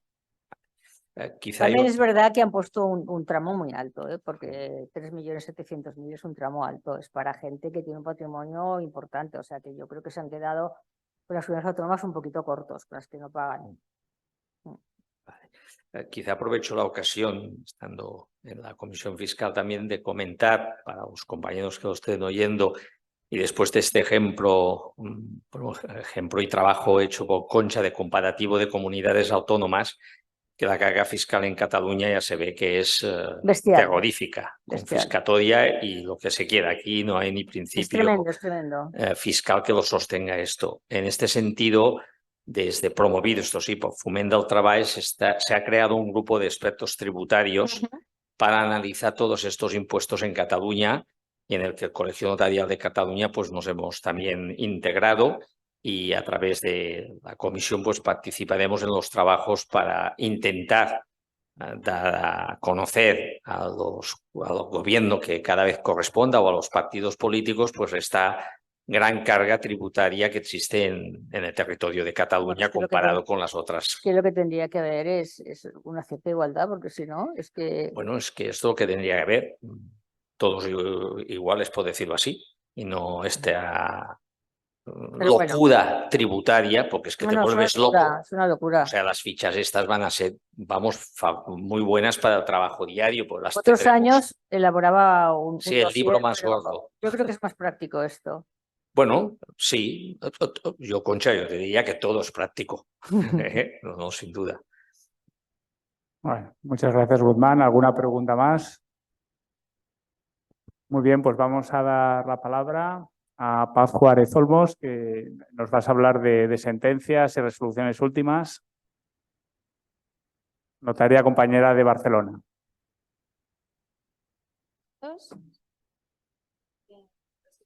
Los que estáis. Bueno, pues ha dicho... Pégate un poquito al micrófono. ¿Ahora? Sí. Vale. No puedo pasar. ¿Funciona?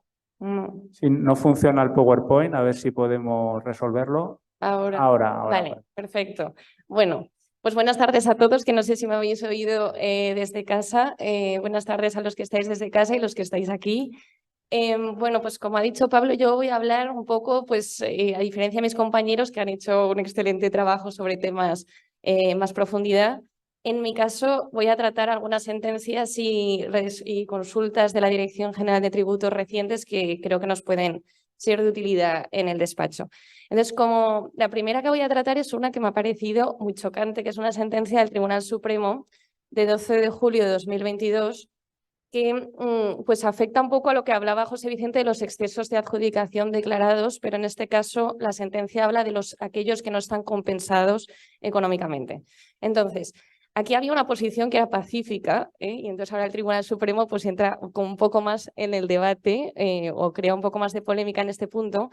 Entonces, tradicionalmente, o lo que entendíamos siempre, es que cuando hay un exceso de adjudicación declarado que se puede derivar o bien de una extinción de comunidad ordinaria o bien de una partición de herencia o de una disolución de sociedad o bien de una disolución de sociedades gananciales, esos excesos de adjudicación declarados, si eran compensados, entonces iban por TPO, aunque también podrían ir por IVA si se cumplen los supuestos, salvo los supuestos de indivisibilidad inevitable con adjudicación a uno, que es el artículo 7.2b del texto refundido ITP-AJD, que en estos supuestos el artículo 7.2 dice que no están sujetos a transmisiones patrimoniales y, por lo tanto, si cumplen los requisitos del artículo 31 del texto refundido, pueden incidir en AJD. Y los excesos de adjudicación declarados que no estaban compensados, es decir, aquellos en los que el adjudicatario se queda, por ejemplo, en el supuesto más básico de comunidad, que solo queda en una comunidad con 2 comuneros a 50%, solo queda uno, la totalidad, y no compensa, eso tradicionalmente siempre se ha considerado que estaba sujeto al impuesto de sucesiones y donaciones, siendo sujeto pasivo el adjudicatario que no compensa. Esta es la posición que siempre ha mantenido. Ahora el Tribunal Supremo, en esta sentencia, veamos qué argumentación utiliza y primero tenemos que partir obviamente del supuesto de hecho, porque luego veremos si sería extensible a otros supuestos y qué consecuencias tiene esta sentencia del Tribunal Supremo. El supuesto es el siguiente: hay un matrimonio que está casado en separación de bienes, se divorcian y en el divorcio se extingue el condominio. Ellos tenían en propiedad el 50% 4 inmuebles. Esos 4 inmuebles eran, por un lado, 2 plazas de garaje y una vivienda habitual y una segunda residencia. Entonces ellos lo que hacen en el ámbito de un convenio regulador judicial disuelven esos condominios y lo que hacen es adjudicar a cada uno de ellos una plaza de aparcamiento por igual valor. Y respecto a la vivienda se lo queda la mujer y la segunda residencia se lo queda el marido. Entonces, la vivienda habitual estaba valorada en 146.500 y la segunda residencia estaba valorada en 106.500. Entonces, como esto se hace en el ámbito de un procedimiento de divorcio judicial, no hay AJD y entonces hace la liquidación por 0.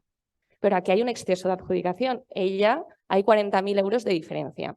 Por lo cual la Administración catalana les dice, no, tenéis que le hace una liquidación provisional por donaciones de 40.000 euros. Dice, como ese exceso de adjudicación no está compensado, pues esto tiene que tributar por donaciones, siendo la base imponible los 40.000 euros. Pues bien, el Tribunal Supremo, ante este caso, sus argumentos, lo que dice es lo siguiente. Entonces, el Tribunal Supremo reconoce que en los supuestos donde sí que hay compensación en metálico, sí que hay compensación onerosa, o bien asumiendo la deuda, por ejemplo, no tiene por qué ser metálico, asumiendo la deuda, la obligación personal cuando hay una hipoteca, por ejemplo. Cuando hay una compensación onerosa, distingue si el bien es indivisible, entonces no tributa, no está sujeto a TPO y puede ir a por AJD, y del resto de supuestos en los cuales no está fundado en indivisibilidad, que esa compensación onerosa tributaría por TPO. Bien, los supuestos de compensación onerosa siguen manteniendo lo que decíamos hasta ahora. Pero ¿qué pasa en este supuesto? En este supuesto dice que como estamos ante un divorcio, no hay animus donandi, ya lo da por supuesto, que aunque haya 40.000 euros de exceso, no hay animus donandi, que es inherente a toda donación. Por lo tanto, como no hay animus donandi, por lo tanto, no puede tributar por sucesiones y donaciones. Y además dice que no es una donación, aunque no es una donación, si lo fuera sería nula porque no cumple los requisitos del artículo 633 del Código Civil. Pero luego además dice otro argumento, porque es que el animus donandi directamente, si leéis la sentencia, directamente lo da por supuesto. No es que entre a valorar, da por supuesto que no hay animus donandi en este caso. Y luego dice lo siguiente, dice que como los excesos de adjudicación no están regulados, como ha dicho José Vicente, en la normativa del impuesto de sucesiones y donaciones, están regulados en el artículo 7.2b del texto refundido del ITP y AJD, están regulados con carácter general, por lo que esto excluye de aplicación, lo dice así literal el Tribunal Supremo. Como está regulado en el texto refundido ITP y AJD, entonces esto excluye la aplicación directa del impuesto de sucesiones y donaciones, sin ningún argumento adicional. Entonces, por lo tanto, dice que en este caso, como estamos ante un exceso de adjudicación declarado, en el cual, aunque no esté compensado económicamente, estamos dentro del ámbito, dentro de la normativa del ITP y AJD. Y entonces, ¿cómo resuelve la cuestión finalmente? Finalmente dice que en este caso hay un artículo en el reglamento del ITP y AJD, que es el artículo 32, que dice que contempla expresamente este supuesto, que dice que no están sujetos, bueno, dice directamente que no motiva, a ver, creo que, mira, aquí lo tengo, porque así porque se discute un poco el efecto que tiene este artículo 32. Entonces, este artículo 32 dice que no motivarán liquidación por modalidad de TPO los excesos de adjudicación declarados como consecuencia de disolución de matrimonio o cambio de régimen cuando sean consecuencia necesaria de la adjudicación a uno de la vivienda habitual del matrimonio. Entonces, el Tribunal Supremo dice que como en este caso es perfectamente subsumible en este artículo 32, el artículo 32 dice, por lo tanto, que dice el Tribunal Supremo que no está sujeto a TPO. Por lo tanto, resumiendo un poco, entonces en este supuesto que hemos visto, se aplicaría la normativa del impuesto de transmisiones patrimoniales y actos jurídicos documentados y esta normativa aplicamos el artículo 32, que nos dice que no motivarán liquidación por transmisiones patrimoniales onerosas. Y el Tribunal Supremo dice que aquí el artículo 32, apartado 3, parece que no está sujeto a TPO, pero luego dice que hay otras sentencias que ha dicho que estaba exento. Y esto es importante para ver si esta operación, porque el Tribunal Supremo resuelve que no tributa por TPO, pero no dice si va a tributar por AJD, porque claro, si no estaba en este caso porque es judicial, pero en los supuestos que fuera notarial, si no está sujeto a TPO podría tributar por AJD. Entonces, ¿qué consecuencias tiene esta sentencia? Entonces, nos planteamos distintas cuestiones. ¿Qué pasa? Que ahora todos los excesos de adjudicación no compensados están sujetos a la normativa del ITP-AJD. A ver, esto es muy extremo considerarlo, porque además en este supuesto sí que es un ámbito contencioso en el cual hay un divorcio y presume el tribunal o asume el Tribunal Supremo o afirma que no hay animus donandi, pero no en todas las extinciones de condominio en los cuales no haya compensación, no se podría entender, desde mi punto de vista, que no hay un animus donandi. Pero es que el argumento segundo del Tribunal Supremo dice que como solo están regulados estos excesos de adjudicación declarados en la normativa del ITP y AJD, esto excluye la aplicación de la ley del impuesto de sucesiones y donaciones. Es que lo dice literal la sentencia. Entonces, esa afirmación que dice el Tribunal Supremo realmente es grave. Entonces, ¿qué pasaría en este caso? Que entonces los excesos de adjudicación no compensados que no estén fundados en indivisibilidad inevitable, entonces tributarían por TPO, aunque no hubiera compensación, y los supuestos de excesos de adjudicación que estuvieron fundados en indivisibilidad inevitable ya no estarían sujetos a TPO, sino que podrían ir por AJD. Entonces, incluso con esta sentencia del Tribunal Supremo, porque es que esta sentencia del Tribunal Supremo, el artículo 32 lo interpreta del siguiente modo, es que hace una interpretación completamente un poco sorprendente este artículo 32, porque dice que este artículo 32 precisamente se está refiriendo al caso de transmisiones patrimoniales, o sea, los excesos de adjudicación no compensados, cuando estamos hablando de ITP y AJD, que siempre tiene que haber una transmisión onerosa. Entonces, ¿qué pasa? Que los no compensados que no sean vivienda habitual van a tener que ir todos por TPO. Bueno, estos son, básicamente, el Tribunal Supremo lo que ha hecho es, crear un poco de polémica donde antes pues no la había.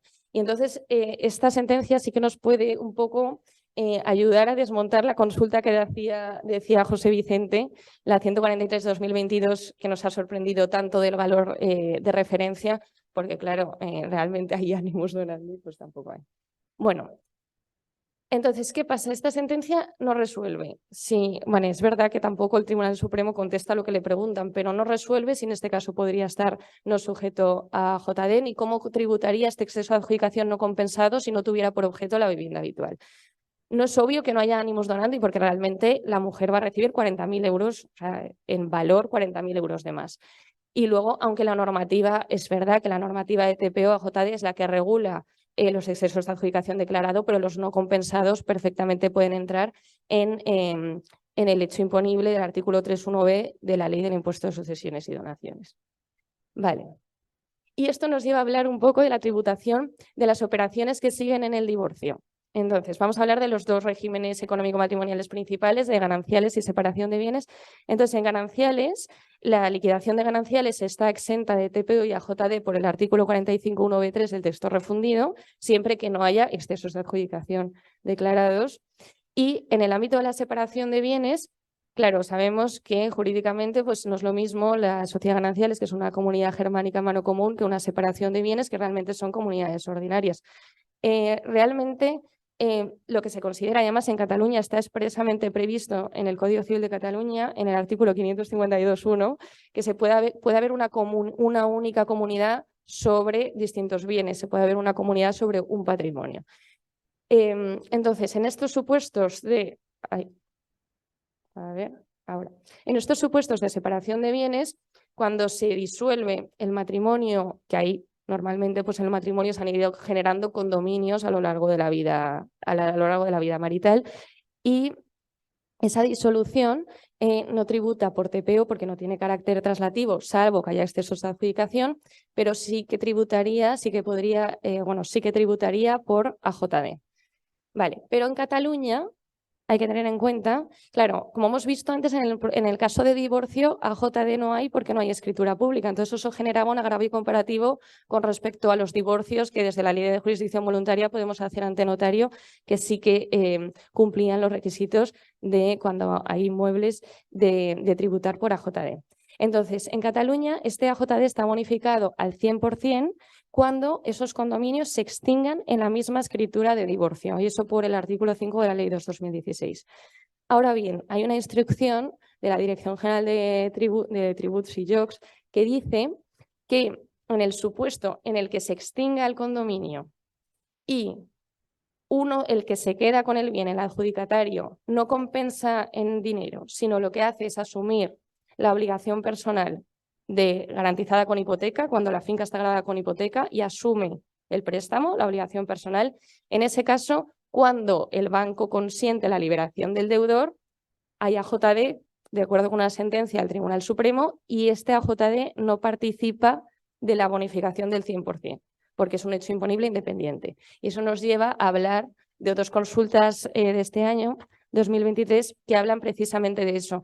Simplemente para recordar, porque eso creo que ya es bastante pacífico, que es cuando se produce la extinción del condominio y se subroga el adjudicatario en la obligación personal frente a saliente, si el banco no consiente, no se produce la liberación del deudor y por lo tanto no se realiza el hecho imponible de AJD y por lo tanto no va a tributar por AJD. En cuanto a la liberación, en cambio, si el banco comparece haciendo efectiva la liberación, pues esa parte sí que estaría sujeta a AJD, siendo sujeto pasivo la parte adjudicataria, y importante, la base imponible no es únicamente el capital del préstamo, sino es la responsabilidad hipotecaria de la parte que se asume. Entonces sí que tiene en cuenta esa mancomunidad interna que existe entre los prestatarios, entre ellos. Vale. El usufructo. Hay otras dos consultas relativas a las consolidaciones del usufructo. Entonces voy a hablar un poco del esquema general y luego vemos las consultas. Entonces, el usufructo en las transmisiones onerosas me voy a centrar. Entonces, el usufructo en las transmisiones onerosas vamos a distinguir los siguientes supuestos. Cuando se transmite onerosamente el usufructo, es decir, el propietario se queda la nuda propiedad y transmite el usufructo. En este caso, esa operación va a ir por IVA si el propietario que transmite, siempre hay que haber la posición del transmitente, es sujeto pasivo de IVA y además el usufructo no podemos estar hablando de fincas rústicas o viviendas y sus anexos, porque en este caso están exentas de IVA y aquí no cabe renunciar a la exención. Iría por TPO en el resto de casos. El usufructo también se puede constituir por vía de reserva, es decir, en lugar de transmitir el usufructo y quedarse la nuda propiedad, hablamos del supuesto en el que el propietario transmite la nuda propiedad y se reserva el usufructo. En este caso, la transmisión de la nuda propiedad iría conforme a las reglas generales de delimitación de IVA y TPO y el usufructo, esa reserva de usufructo no tributa porque no se está produciendo ninguna transmisión del derecho de usufructo. Cuando, por otro lado, se transmite el usufructo simultáneamente a dos personas distintas, por un lado la nuda propiedad a una persona y por otro lado el usufructo a otra, la nuda propiedad conforme a las reglas generales de las transmisiones y el usufructo conforme a las reglas que hemos visto en el apartado primero. Entonces, cuando se consolida la nuda propiedad por consolidación ordinaria, por extinción del usufructo, por fallecimiento del usufructuario o transcurso del plazo del usufructo, entonces hay un artículo, que es el artículo 45, que dice que el nudo propietario va a tributar por la consolidación según el título de adquisición de la nuda propiedad. Por lo tanto, si la adquisición de la nuda propiedad fue por IVA, la consolidación del usufructo no tributa porque la extinción del usufructo por IVA no supone realización del hecho imponible porque no supone ni entrega de bienes ni prestaciones de servicios. En cambio, si la adquisición de la nuda propiedad fue por TPO, la extinción sí que está sujeta a TPO. Entonces, esto nos lleva a hablar de las dos consultas que quería tratar, que es una primera consulta, que el caso es el siguiente. Hay un señor, un padre, que aporta a la sociedad, a una sociedad anónima la nuda propiedad de un inmueble y él se reserva el usufructo vitalicio. Luego la sociedad se disuelve y los hijos, que también eran socios de la sociedad, como consecuencia de esa disolución, se les adjudica la liquidación la nuda propiedad de ese inmueble que se había aportado previamente por el padre. Entonces, esos hijos van a tributar en ese caso por operaciones societarias. Y luego, posteriormente, el señor fallece, el usufructuario fallece. Entonces, ¿cómo va a tributar esa consolidación ordinaria en la nuda propiedad? Pues hemos dicho que va a tributar según el mismo título y concepto por el cual se adquirió la nuda propiedad y como la nuda propiedad se tributó por operaciones societarias, ahora la liquidación, la consolidación también tendrá que tributar por operaciones societarias, siendo la base imponible el valor actual del bien, teniendo en cuenta la edad del usufructuario en el momento en el que se constituyó y el tipo actual. Y esta consulta, que es la 2365-2022, es la que es un tanto cuestionable. Y esta situación se puede dar perfectamente cuando estamos hablando, no es un caso de laboratorio que el hijo, la nuda propiedad sujeta a IVA y a JD y la madre sujeta a TPO. Eso se puede dar perfectamente cuando estamos hablando, por ejemplo, de una nueva promoción. Entonces, en esta nueva promoción de viviendas. Entonces, la madre compra el usufructo y el hijo se queda la nuda. El hijo adquiere la nuda propiedad. Entonces, el hijo adquiere la nuda propiedad que, como es una primera transmisión, va por IVA y a JD. Y la madre que adquiere el usufructo, como el usufructo es sobre una vivienda, eso está exento de IVA y además no se puede renunciar a la exención. Por lo tanto, su usufructo, y entonces su usufructo va por TPO.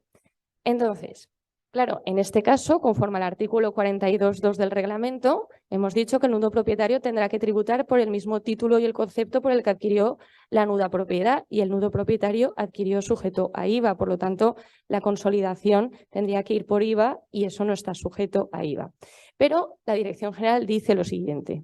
Efectivamente, dice este mismo razonamiento, pero luego añade: como resulta que no está sujeta por IVA, entonces tendrá que ir por TPO. Y no dice ningún argumento más, cosa que es ir en contra completamente de la norma legal claramente y flagrantemente sin motivación alguna. Bueno, por último, ya centrarnos un poco en el tema de algo de sucesiones y de legítimas. Entonces, en el ámbito de sucesiones, tenemos que destacar que el hecho imponible de sucesiones, que es el impuesto de sucesiones y donaciones, que son las transmisiones mortis causa, las transmisiones gratuitas inter vivos a favor de personas físicas, el hecho imponible es un hecho imponible jurídico porque es la norma civil la que regula este tipo de adquisiciones. Por lo tanto, la normativa fiscal no se puede alejar del dispuesto por la normativa civil a no ser que lo diga expresamente por la norma fiscal. Entonces, en el ámbito de preterición y desheredación ha habido muchas consultas de la Dirección General de Seguridad Jurídica y Fe Pública porque es un tema que da lugar a muchos recursos. Entonces los perfiles en este sentido están claros de la preterición y la desheredación. Y en particular hay varias resoluciones que dicen lo siguiente.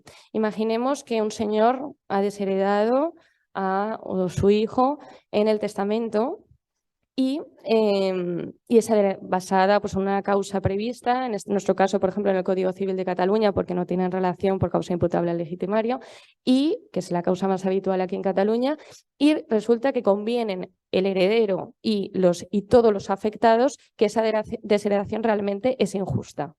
Entonces, en lugar de ir a un procedimiento judicial, la Dirección General de Seguridad Jurídica y Fe Pública han dicho, si están todos los afectados de acuerdo, entonces podrán pagarle la legítima al desheredado sin necesidad de ir a un juicio que determine que la desheredación es injusta. Bien. Y lo mismo sucede con la preterición. De hecho, primero se pronunció la Dirección General sobre la preterición y que admite la validez de la partición efectuada por los herederos si concurre consentimiento entre todos los herederos preteridos e instituidos sin necesidad ni de previa impugnación de testamento ni siquiera tampoco de acta de declaración de herederos al intestato. Esto es lo que dice la Dirección General de Seguridad Jurídica y Fe Pública. ¿Y qué dice la Dirección General de Tributos en la consulta 21 de marzo de 2022? Dice que este acuerdo extrajudicial llevado a cabo por consentimiento de todos los afectados supone una donación de el que ve mermados sus derechos sucesorios a favor del desheredado o preterido. Entonces, claro, esta consulta, desde mi punto de vista, desconoce lo que es el sistema de legítimas que corresponde por disposición de la ley y además es que la consulta dice, claro, si fuera una desheredación en la cual se hubiera establecido sin ninguna causa o bien por una causa que no estuviera prevista, ahí sí que te lo admito, que vos podáis acordar. Pero si acordáis que la desheredación es injusta, no me resulta suficiente y entonces aquí considero que es una donación. No sé si se ha entendido esto último. Vale, vale. Y luego ya termino sobre unas notas prácticas sobre el pago de la legítima en Cataluña porque es también realmente sorprendente. Entonces, la legítima en Cataluña sabemos que es un derecho de crédito que es una pars valoris y tal y como prevé el artículo 451.11 del Código Civil de Cataluña, esa legítima se puede pagar en dinero, que puede ser hereditario o extrahereditario, o en bienes de la herencia. Entonces, si se paga en dinero no hay problema. Tributamos como siempre, cada uno tributa como sujeto pasivo por lo que adquiere, por la porción hereditaria que le corresponda conforme a las normas generales. Pero el problema es cuando se paga en bienes. Si no son hereditarios, es lógico también que vaya por TPO porque realmente el artículo 451.11 autoriza al heredero a pagar con bienes de la herencia, pero no con bienes extrahereditarios. Pero si son hereditarios, el Código Civil de Cataluña sí que permite el pago de la legítima con bienes de la herencia. Entonces, hay una consulta que es de la TC 150/20 que dice que si el heredero se adjudica, que es muy habitual, o sea, nosotros en las particiones hereditarias en Cataluña no es necesario que comparezca el legitimario.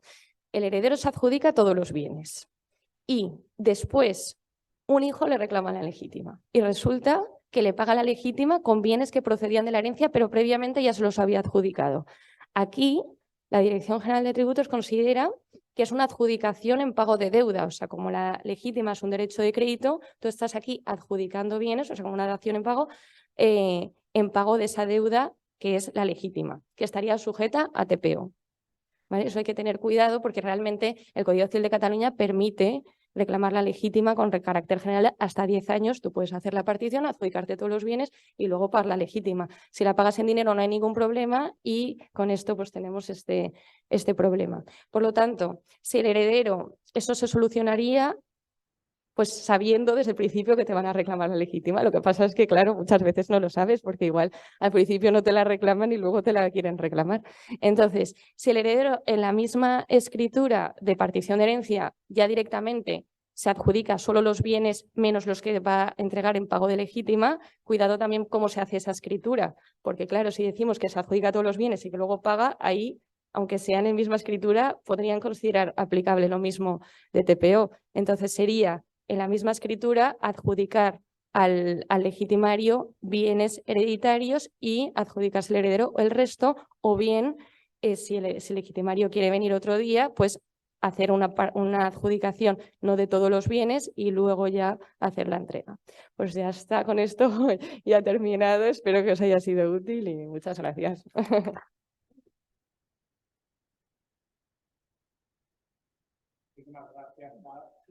¿Alguna pregunta? Sí, Pablo, si me permitís, Guzmán. dos cosas, quizá para aclarar. Cuando has hablado de la liberación de deudor en disoluciones de condominio, hablábamos básicamente en divorcios quizás, pero indicabas de que si no comparece la entidad bancaria, solo está sujeto a JD. La pregunta del millón, que además creo que en la práctica ocurre de un tiempo a esta parte, y es que en la escritura siguiente de protocolo comparece la entidad bancaria, acepta la liberación de esa persona, por decirlo así, o acepta que la deuda se la quede solo uno, e incluso muchas veces hacemos una innovación con cambio de condiciones, si se me permite, a peor, normalmente también. Porque lo tenían mejor y a estos tiempos van a peor. En este caso hay el riesgo, ¿no? Sí, sí, además es que de hecho una de las consultas habla precisamente de ese caso, que en escritura siguiente, número siguiente de protocolo, se produjo la innovación de porque claro, no es lo mismo que haya un deudor que haya dos y normalmente efectivamente van a peor, y consiente la liberación del deudor inicial, da igual que se haga en escritura siguiente de protocolo, una de las consultas es precisamente ese caso y por lo tanto sí que iría por AJD. O sea que, por lo tanto, no pensemos que es fácil decir, pues lo hago en el número siguiente. No. Otra cosa es que vengan a los 4 o 5 meses. Exacto. Eso ya sería quizá otra cuestión. Sí. ¿Ibas a decir algo, Concha? No, decía gracias. La complicación fiscal que nos están metiendo. Bueno, es que, pero es que nos hacen maquinar constantemente. Cualquier cosa tiene repercusión en un impuesto, en el otro, sin tener. Ellos no tienen en cuenta la incompatibilidad ni la compatibilidad, les da igual. Ni el animus donandi ni nada, es que les da exactamente igual. Yo diría que esto es lo cansado de hoy en día. Es horrible, ¿no? Respecto a lo que dijo José Vicente. Y ahora se me ha ido a la cabeza, querías comentarte algo de la preterición y desheredación. Como lo ha dicho, yo no lo veo. Que por lo tanto, lo que has dicho es decir, si hay la causa de desheredación, quizá es en función de cómo redactemos el acuerdo a que han llegado todos para decir, oye, bueno, lo dejamos estar y te pagamos la legítima, en función del concepto que utilicemos, tributa o no tributa, o cómo era. Realmente la Dirección General de Tributos considera que eso tributa como donación, porque realmente lo que están haciendo es como si dijéramos ellos lo que consideran es que es como una transacción evitando un pleito. Y por lo tanto, fuera de la voluntad testamentaria. Una liberalidad. Y por lo tanto, lo que ellos dicen es que como te estás alejando del título sucesorio, no estás cumpliendo la voluntad del testador, entonces es cuando se genera ese hecho imponible adicional. Entonces veo difícil que podamos, en función de cómo redactarlo, poder eludir esta consulta. Pero puede ser, sí. Vale, perfecto. Y ahora, un pasito más. Entonces, el heredero que se adjudica bienes, la parte que entrega o de ese acuerdo a ese legitimario, supongo que se lo puede descontar. Eso sí, ¿no?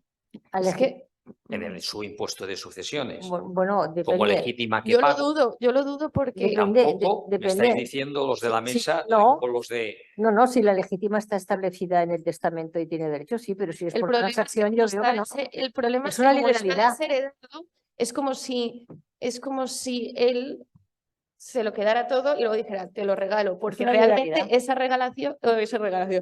regalo se lo están, o sea, lo están acordando entre ellos. No hay nada que determine Perfecto. Sí, la... más que nada lo he hecho expresamente la creo- pregunta de cara a todos Sí, los sí, pero asistentes, yo que creo nos quede que... claro, paso a paso.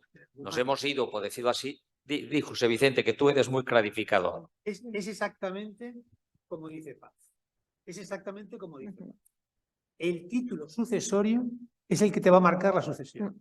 Yo tengo 5 hijos, desheredo a 1 y nombro a 4 herederos por partes iguales. Punto. Desde el punto de vista del derecho fiscal, el patrimonio se va a repartir entre 4 y los 4 hijos que no están desheredados van a pagar por cuartas partes lo que le corresponde. Han llegado a un acuerdo con el quinto diciéndole que le pagan su legítima en lo que sea, en metálico, por ejemplo. Ese acuerdo es un acuerdo que no deriva del título sucesorio, no deriva del testamento y, en consecuencia, la Dirección General de Tributos, como dice Paz, implica un hecho distinto, que no se ajusta al título sucesorio y que, en consecuencia, tributa como donación. Claro, pero si eso lo dijera el juez, que la desheredación, claro, si el juez dijera que la desheredación es injusta, ya hay una obligación por parte del heredero de entregar la legítima. Entonces ahí sí que entiendo que ahí no sería aplicable pero claro, está haciendo un tratamiento desfavorable a los acuerdos para evitar juicios. Haciendo actas de notoriedad para declarar la falsedad de la causa de desheredación. Porque, oye, es que es evidentemente falsa la desheredación, la causa. Y que nos pidan hacer un acta de notoriedad para determinar, por tanto, que esta adjudicación no deriva de un mero acuerdo, sino de la ley, que tiene derecho a la legítima. Claro. Bueno, ya veremos. Bueno, si queréis, vemos algunas preguntas que me ha cedido aquí José Vicente amablemente su puesto para poderlas leer. Por ejemplo, nos plantea un compañero en las disoluciones de condominio, ¿qué pasa cuando ya sabéis que alguno de los copropietarios es no residente, que la retención del 3% famosa del impuesto de la renta de no residentes, si no, por ejemplo, si no se altera el valor, tenemos que hacer la retención del 3%? ¿Qué pensáis? O si se altera, los diferentes supuestos que has puesto tú, por ejemplo, de 100, 150, 200, ¿qué repercusión tendría eso para, en el caso de que el comunero saliente, por ejemplo, fuera no residente? ¿Se le tiene que retener un 3% de lo que se le compensa? ¿No? Yo lo que sé exactamente es lo que dice la sentencia que he comentado. No sé cómo se encajará esto con los no residentes. Es decir, realmente no puedo contestar la pregunta porque no lo he pensado. Sí, sí. O sea, que realmente es un supuesto de hecho curioso, pero habría que verlo. Opinando, pues opinando realmente, si está clarísimo como consecuencia de la sentencia que se produce una ganancia patrimonial por la sentencia, pues habrá que hacer exactamente lo mismo que si en cualquier otro caso. Sí. Porque la sentencia dice lo que dice. Muy bien, muy bien. Luego nos preguntan un compañero también la consulta vinculante que has mencionado del valor de referencia, que en caso de disolución de condominio, si el valor era inferior al valor de referencia, se consideraba que había una donación adicional. ¿Piensas que esto se puede trasladar a los casos en que no haya valor de referencia y por el cálculo del valor catastral por el coeficiente también dé lugar a un valor superior, o no se llegará a tanto? Bueno, eso es interesante también. Es que es interesante. Es decir, esa consulta vinculante que yo he comentado, la 143, se basa en un supuesto que es el valor de referencia catastral. Si no existe valor de referencia catastral, estaríamos en el régimen anterior. Es decir, estaríamos ante un supuesto de comprobación de valor. Yo lo que entiendo es que el régimen jurídico sería exactamente el mismo de antes de los valores de referencia catastral. Luego, nunca antes, hasta que ha existido el valor de referencia catastral, se ha considerado que una comprobación de valores daba lugar a un exceso de adjudicación. Es decir, está clarísimo, el régimen de antes, el régimen anterior al valor de referencia no creaba estos problemas. El problema lo crea la consulta vinculante que estoy comentando, la 143, precisamente porque existe valor de referencia catastral. Si no existe valor de referencia catastral, ¿qué ocurre? Pues que entramos en sistema de comprobación de valores. Es decir, estamos en el régimen anterior y nunca en el régimen anterior,